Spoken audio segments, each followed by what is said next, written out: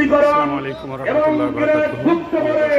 একটি সম্মানজনক অবস্থানে এদেশের আলেম ওলামাকে প্রতিষ্ঠিত করবেন সেই প্রত্যাশায় আমরা আজকে ব্যক্ত করছি।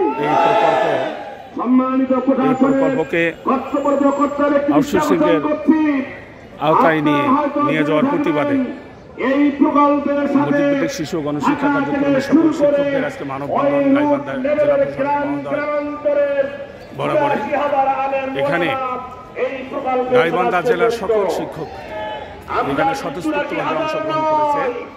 আমরা যদি আন্দোলনে নামি, এই যে দেখেন, আমরা যদি মাঠে নামি, আমাদের মসজিদের মুসল্লিরা, মসজিদের কমিটির সদস্যরাও আমাদের আন্দোলনে নামবে।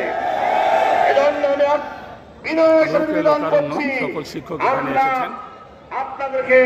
আমাদেরকে রাজপথে ঠেলে দিবেন না। আমাদেরকে অবস্থান কর্মসূচি, ধর্মঘট, অনশন কর্মসূচির দিকে ঠেলে দিবেন না। যদি আপনারা বাধ্য করেন ঈদের আগেই যদি প্রকল্পকে আউটসোর্সিং ব্যতি রেখে পাশ করার ব্যবস্থা করা না হয়,